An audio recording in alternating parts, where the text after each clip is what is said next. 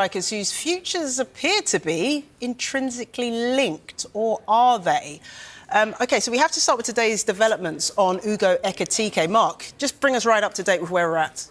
First things first, when you look at Alexander Isak and Hugo Ekitike, the important thing to point out, any potential deal would be a Liverpool club record, a Newcastle club record and a Premier League club record. Wow. And when you talk big money, they're complicated deals to make happen. So that's why the last 24 hours has been quite intense for those fans, those people connected to the two clubs, and of course the two players and their representatives.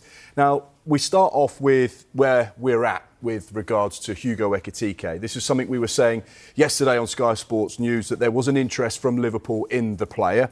Today, we furthered that by saying Liverpool have opened talks with Eintracht Frankfurt over a potential deal for the 23-year-old. We know they've been keen on him for some time, as have Newcastle. They failed in an attempt to try and sign him before he joined PSG in the summer of 2022.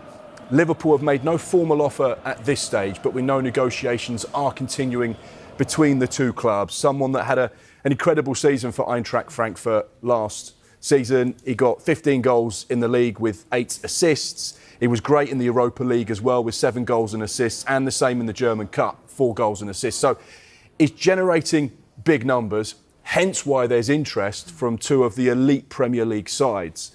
The backdrop to this is on Tuesday, Newcastle put their first bid in for Hugo Ekitike. That also happened to be around the time that Liverpool made an inquiry to Newcastle. Alexander Isak, is he potentially for sale? And Newcastle made it very clear, Isak not for sale under any circumstances. And then Liverpool said, OK, thank you very much. We're going to move on to another target, which, by the way, happens to be someone that you're very interested in, Hugo Ekitike. Brilliant. I feel like it's rare that we see football transfer strategy so played out, just so clearly in the public like this, Dams. But it seems like Liverpool are in the stronger position of the two clubs here. Is that right? How would you see it? This is really interesting to me, how these two potential transfers are playing out. Mark explained it really well there. But if you look at it, if we just take this on face value, first of all, Alexander Isak is of interest to Liverpool. Newcastle United have said Alexander Isak is not for sale. Hugo Ekitike is a player that Liverpool and Newcastle United are both interested in. So on face value, fine. That's the story. We don't need to worry about Isak anymore because he's not for sale. So clearly that story's gone. Every player's for sale, aren't they? But we do know that when a club is interested in a player, now we do this every single time during a transfer window, then somewhere along the line, there must have been some sort of encouragement that is the player open to the move? Have the club made it clear that maybe if the price is right, we would be prepared to do business on this particular player? I'm not saying that's happened in this case, but usually if a club approaches another club, it is because somewhere along the line there has been some sort of encouragement. Newcastle United, let's make it clear, they hold the cards here. Alexander Isak has got 3 years left on his contract. They don't have to sell. They've got a player under contract. They're paying him good money. He hasn't gone physically up to Newcastle United and said, look, I want to go. And even if he did, Newcastle United don't have to do anything because he's under contract. But this interest in Isak and the subsequent noise around Ekitike poses the question, is there more to these two deals than meets the eye? Newcastle, as Mark said, have had a £70 million bid rejected for Ekitike. Do they want him to play alongside Isak next season, or is he looked at as a replacement for Isak either next season or further along the line, maybe next summer, if Isak is eventually to leave Newcastle United?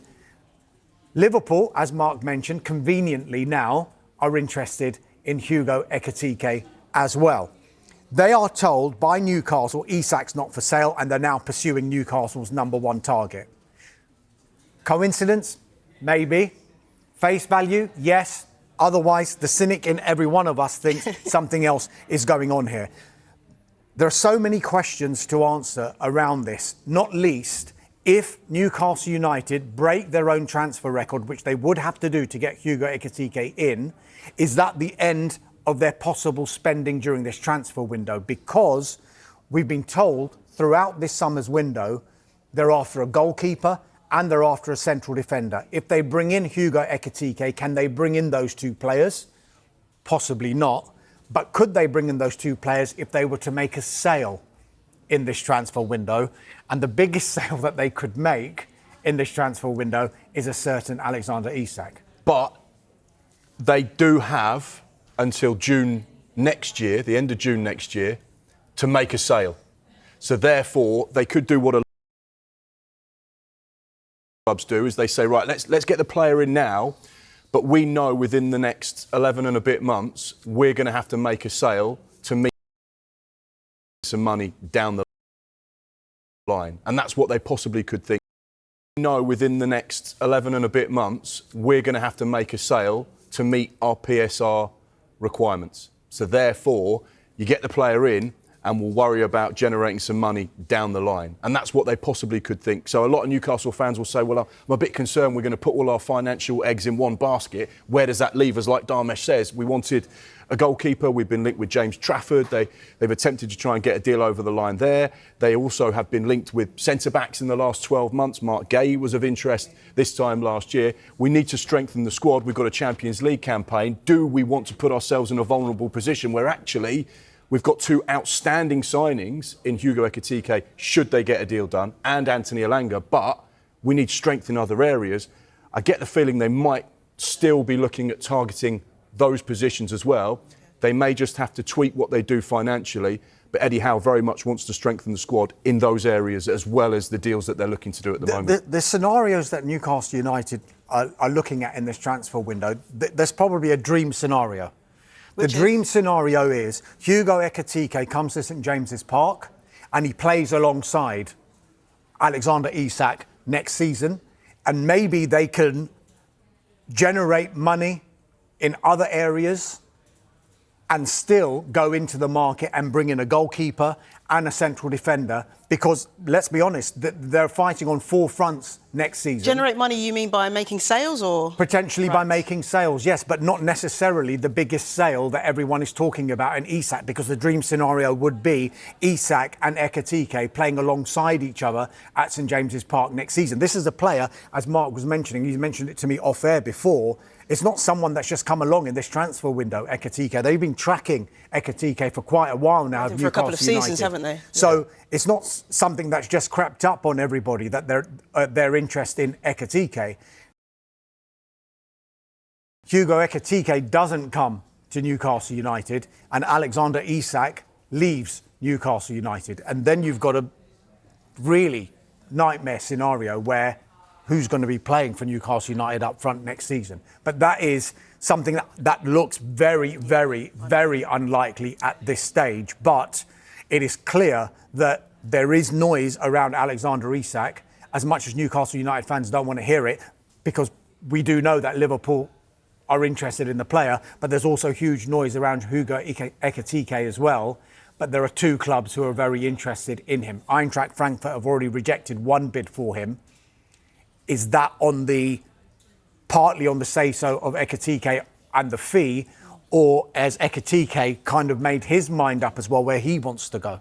Yeah, there's about three things that came to mind while you were talking there. One thing that Newcastle could do is something they've done in the past. They could sign a goalkeeper on loan with an obligation that kicks in the next financial year. That's something they've done before. That's something that other clubs also do. They could also say Alexander Isak, right, not for sale. However, they may privately say, if we can get through the summer and convince him that his future is at Newcastle, he could sign a new contract over the course of the next 12 months, which would change the dynamic next summer. And there was one other point which I was going to say, and I can't remember it because we've been chatting, but there are little things that can shift. Will be more lucrative than the one he's got at the moment. So Alexander Isak, he's in an absolutely fantastic position, but he has earned that position because he's been so fantastically good for Newcastle United. And the fans love him. Yeah, and playing at St James's Park and being in that city. Just to flip side what Dharmesh has said there, because this is quite an open dialogue, and we don't really have a script in this part of the show because we're just chatting. But in 12 months' time, the whole landscape of what football clubs are looking for in the market could change. Right? We know that Arsenal are looking for a striker at the moment, close to Victor Gyökeres. We know that Liverpool are in the market for a striker, close to potentially Hugo Ekitike. They've opened talks. You know, this time in 12 months, are Arsenal looking for a striker? Probably not. Are Liverpool looking for a striker? Probably not. Erling Haaland signed a long-term deal at Manchester City. We know that Chelsea have been in the market and got strikers in this window. So where is a likely destination should Alexander Isak be in the market and available this time next year? He might be thinking, actually, I'm going to stay at Newcastle. I'm going to create history. I'm going to be a part of this exciting project because I believe this is where my future lies. Wow, it's intriguing, isn't it? We'll be keeping our eyes peeled to see how